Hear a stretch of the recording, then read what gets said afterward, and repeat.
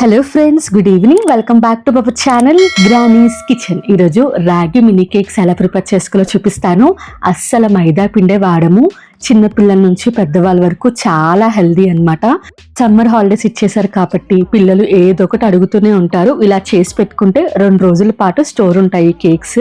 రాగి పిండి ఎవరికైతే ఇష్టం లేదో ఆ పిల్లలకి ఇలా కేక్స్ చేసి పెట్టండి, మళ్ళీ ఎప్పుడు చేస్తావో అని అడుగుతారు. అంత టేస్టీగా ఉంటాయి. డెఫినెట్గా ట్రై చేయండి. వీడియోలోకి వెళ్లే ముందు రాగి పిండిలో హెల్త్ బెనిఫిట్స్ ఏంటో చూసేయండి. ఒక మిక్సీ జార్ తీసుకుని అందులో 1.5 కప్పు రాగి పిండి యాడ్ చేశాను. రాగి పిండి ఇంట్లో ప్రిపేర్ చేసుకున్నానండి. ఏమీ లేదు, రాగులని 5 to 6 టైమ్స్ నీట్గా వాష్ చేసుకోండి.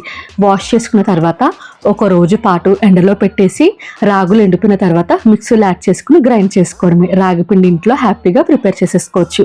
1.5 కప్పు రాగి పిండికి 1 కప్పు బెల్లం పొడి యాడ్ చేసుకోండి. బెల్లాన్ని కానీ షుగర్ని కానీ ఏదైనా యాడ్ చేసుకోవచ్చు.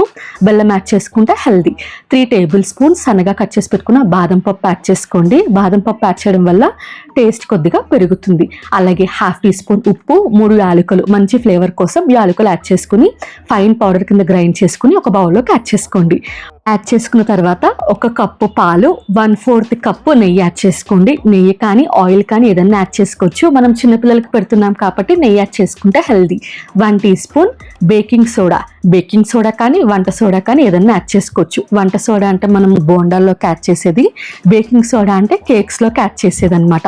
మీ దగ్గర కోకో పౌడర్ ఉంటే 2 టేబుల్ స్పూన్స్ యాడ్ చేసుకోండి. నా దగ్గర కోకో పౌడర్ లేదు కాబట్టి 2 rupees coffee powder packet add చేశాను. యాడ్ చేశాక బాగా మిక్స్ చేసుకోండి. చూడండి, కేక్ బ్యాటర్ ఇలా థిక్గా ఉండాలి. పల్చగా చేస్తే కేక్స్ అస్సలు పొంగవన్నమాట. వీడియో క్లిప్ లో చూపించిన విధంగా బ్యాటర్ థిక్గా ఉండాలి. బ్యాటర్ కలుపుకుని పక్కన పెట్టేసుకుని ఇప్పుడు గుంత పొంగనాలు వేసే ప్యాన్ ఉంటుంది కదా, అందులోకి చక్కగా గీని అప్లై చేయండి.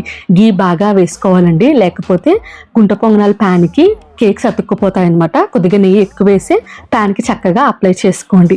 అప్లై చేసుకున్న తర్వాత నిండా వేసేసుకుండా బ్యాటర్ హాఫ్కి వేసుకుంటే కేక్స్ చక్కగా పొంగుతాయి అనమాట. నిండా మాత్రం అస్సలు వేసుకోకూడదు. హాఫ్కి వేసుకొని చక్కగా ఒకసారి ట్యాప్ చేసుకోండి. ట్యాప్ చేసుకున్న తర్వాత మూత పెట్టేసి హీట్ చేసుకున్న పెనం మీద పెట్టండి. నేను 10 మినిట్స్ మీడియం ఫ్లేమ్లో పెట్టి ఈ దోశ ప్యాన్ని హీట్ చేసుకున్నాను. అలా హీట్ చేసుకోవడం వల్ల కేక్స్ ఈవెన్గా ఫ్రై అవుతాయి అన్నమాట. ప్యాన్ 10 మినిట్స్ పాటు హీట్ చేసుకుని మంటని మీడియం ఫ్లేమ్లో పెట్టేసి ఈ గుంత పొంగనాల ప్యాన్ని దోశ పెనం మీద పెట్టేసేయండి.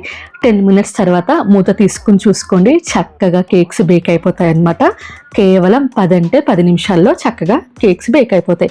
బేక్ అయిపోయిన తర్వాత కొద్దిగా చల్లారాక కేక్స్ని తీసుకుని ఒక ప్లేట్లోకి వేసుకోండి. చూడండి, ఈజీగా వచ్చేస్తాయి.